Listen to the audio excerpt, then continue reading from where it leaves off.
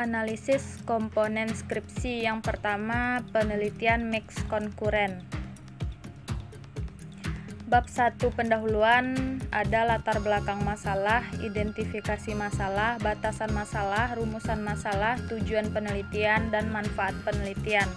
Bab 2 kajian teori ada kerangka berpikir, penelitian yang relevan, hipotesis penelitian. Selanjutnya bab 3 metode penelitian, yaitu jenis penelitian. Jenis penelitian yang digunakan dalam penelitian ini adalah mixed method. Penelitian kombinasi merupakan pendekatan penelitian yang menggabungkan metode penelitian kuantitatif dan kualitatif dengan model atau desain contour dan embed atau campuran tidak berimbang adalah metode penelitian yang menggabungkan antara metode penelitian kualitatif dan kuantitatif dengan cara mencampur kedua metode tersebut secara tidak seimbang. Dalam penelitian ini, data kuantitatif menjadi data primer dan data kualitatif menjadi metode sekundernya. Dalam penelitian ini akan melakukan pengumpulan data dan menganalisis data kuantitatif pada tahap pertama, kemudian melakukan pengumpulan data dan analisis data dengan cara kualitatif pada tahap keduanya.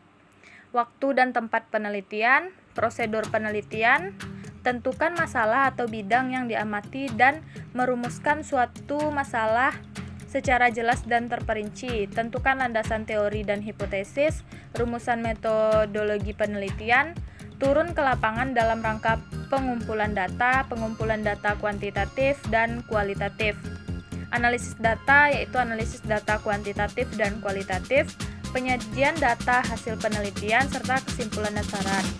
Ada populasi dan sampel, sumber data, alat pengumpulan data, instrumen penelitian yaitu instrumen penelitian kuantitatif berupa kisi-kisi instrumen dan perhitungan skor serta instrumen penelitian kualitatif. Uji coba instrumen. Teknik analisis data yaitu teknik analisis data kuantitatif berupa uji normalitas, uji homogenitas, uji linearitas, uji analisis regresi, uji hipotesis yaitu uji parsial atau uji T, uji koefisien determinasi. Selanjutnya bab 4 hasil penelitian dan pembahasan, yaitu terdapat deskripsi data. Data penelitian kuantitatif dalam penelitian diperoleh melalui kuesioner atau angket. Data penelitian kualitatif diperoleh dengan melakukan wawancara. Uji coba instrumen, analisis data yaitu data kuantitatif dan analisis data kualitatif serta pembahasan. Pada pembahasan dicantumkan kembali tujuan dari penelitian ini dan jabarkan tentang hasil penelitian berdasarkan uji hipotesis. Di bab 5 penutup ada kesimpulan dan saran serta daftar pustaka. Penelitian mix sekuensial. Pada bab 1 terdapat latar belakang, rumusan masalah, tujuan penelitian, kegunaan penelitian. Pada bab 2 tinjauan pustaka terdapat penelitian terdahulu, teori dan konsep kebijakan publik, teori dan konsep implementasi kebijakan publik, teori dan konsep pendidikan lingkungan hidup, kerangka pikir, fokus penelitian, definisi fokus penelitian, definisi operasional penelitian. Itu contoh dari tinjauan pustaka. Dan bab 3 metode penelitian terdapat waktu dan lokasi penelitian, jenis dan tipe penelitian. Jenis dan tipe penelitian yang digunakan dalam penelitian ini adalah jenis penelitian mixed method dengan pendekatan sequential exploratory. Sequential exploratory adalah sebuah rancangan di mana peneliti terlebih dahulu memulai penelitian dengan melakukan eksplorasi data kualitatif dan analisis, kemudian baru menggunakan temuan pada fase kuantitatif kedua. Informan penelitian. Informan penelitian dalam penelitian ini ditentukan dengan teknik purposive sampling. Populasi dan sampel, teknik pengumpulan data yaitu teknik observasi, teknik wawancara, teknik dokumentasi, teknik kuesioner. Teknik pengabsahan data, teknik analisis data berupa reduksi data, kategorisasi data, pengambilan kesimpulan, dan analisis deskriptif. Bab 4 hasil dan pembahasan. Deskripsi lokasi penelitian, deskripsi program adiwiyata, hasil observasi, hasil penelitian, pembahasan penelitian. Bab 5 penutup yaitu kesimpulan dan saran, daftar pustaka serta lampiran. Berikutnya penelitian kepustakaan. Pada bab 1 pendahuluannya terdapat latar belakang masalah, rumusan masalah, tujuan penelitian, manfaat penelitian, batasan penelitian dan ruang lingkup penelitian, definisi operasional. Pada bab 2 tinjauan pustaka yaitu belajar mengajar, model pembelajaran problem based learning, berpikir kritis, penelitian yang relevan. Bab 3 metode penelitian yaitu jenis penelitian. Pada penulisan ini, jenis penelitian yang digunakan adalah kepustakaan. Sumber data. Sumber data dalam penelitian ini adalah data sekunder berasal dari jurnal artikel penelitian terdahulu maupun data dari situs internet yang sesuai dengan masalah yang hendak dikaji.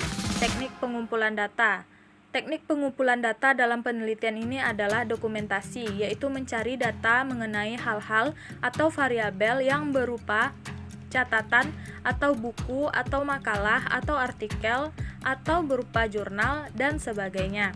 Analisis data. Setelah keseluruhan data terkumpul, maka langkah selanjutnya penulis menganalisis data tersebut sehingga ditarik sebuah kesimpulan. Berikutnya pada bab 4 hasil kajian dan pembahasan terdapat hasil kajian.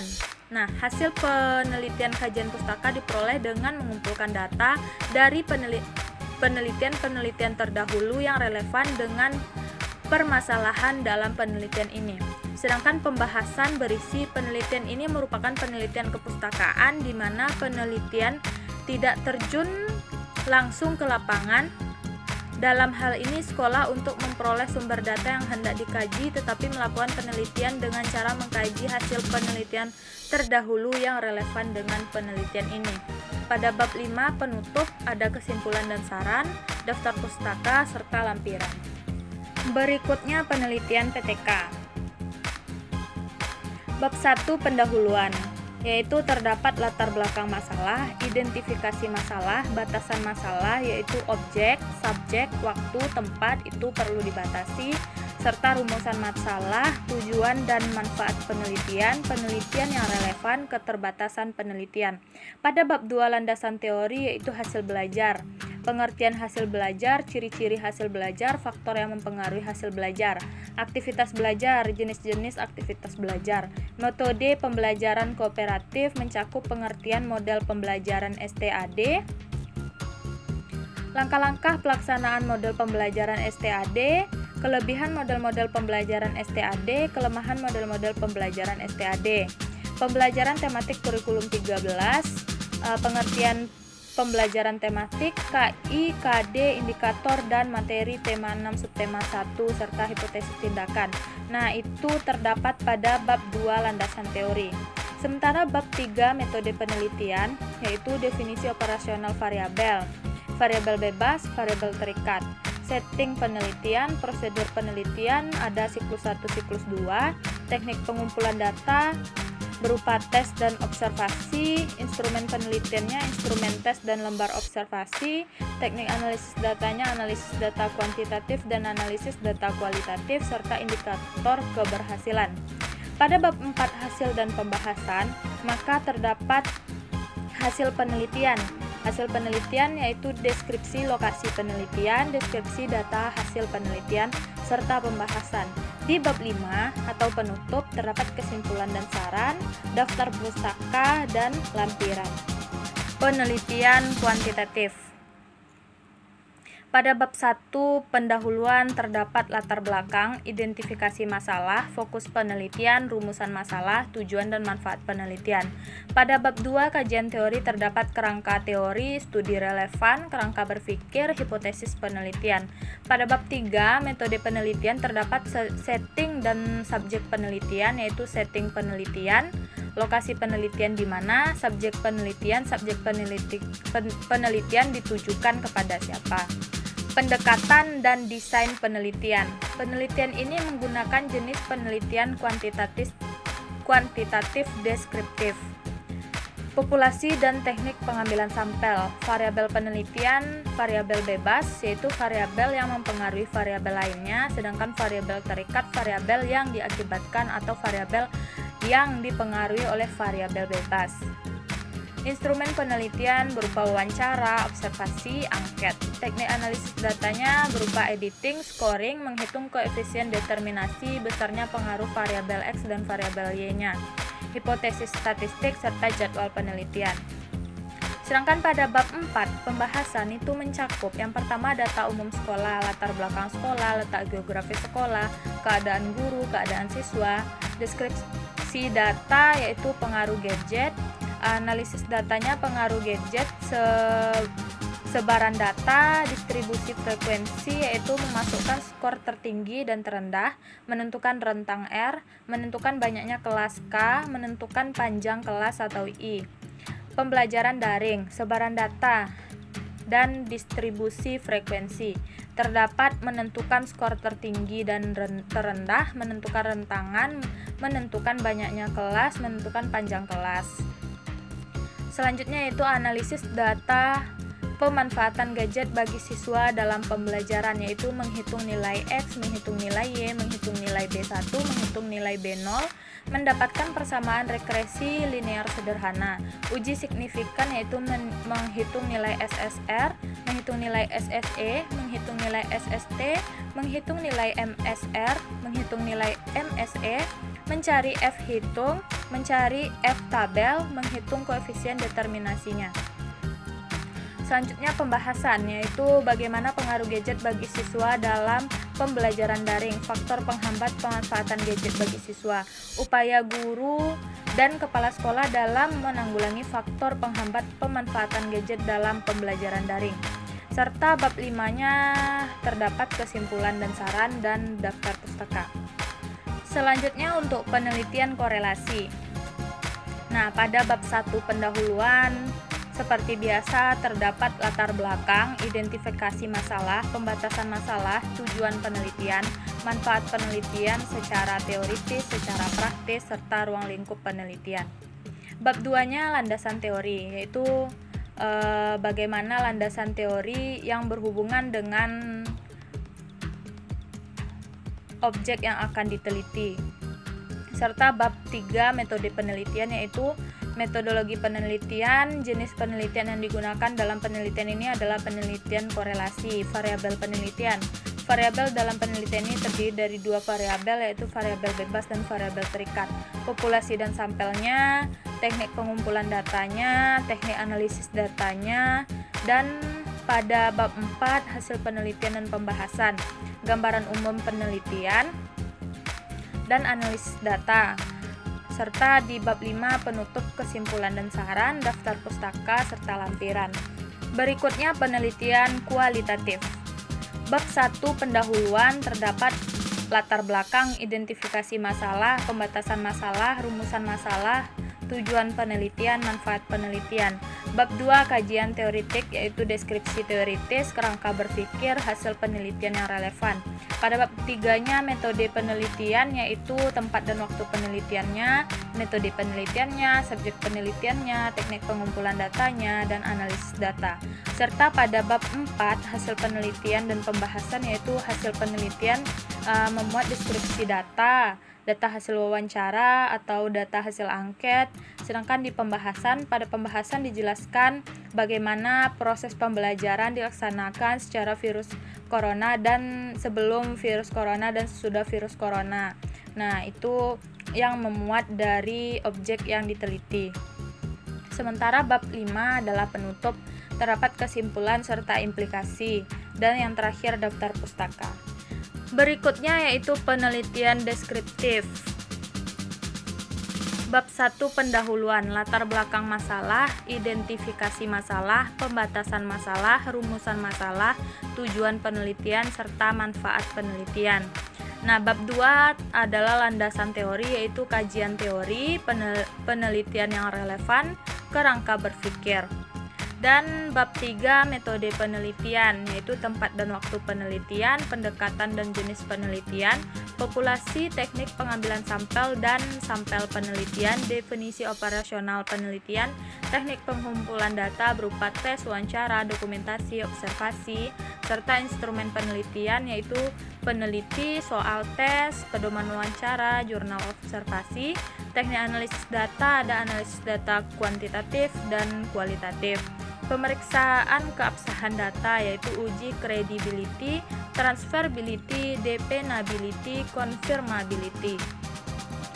Nah, selanjutnya yaitu pada bab 4, hasil dan pembahasan, terdapat hasil penelitian. Nah, hasil analisis butir soal, hasil uji homogenitas populasi, hasil identifikasi kemampuan pemecahan masalah peserta didik, hasil analisis kemampuan pemecahan masalah fisika masing-masing responden, hasil analisis kemampuan metakognisi dalam memecahkan masalah fisika, hasil analisis data wawancara level kemampuan metakognisi, dan hasil triangulasi data serta pembahasan.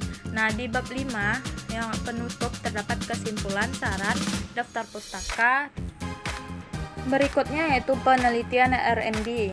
Pada bab 1 seperti biasa terdapat latar belakang masalah, identifikasi masalah, pembatasan masalah, rumusan masalah, tujuan penelitian, manfaat penelitian, spesifikasi produk, asumsi dan keterbatasan pengembangan, definisi istilah.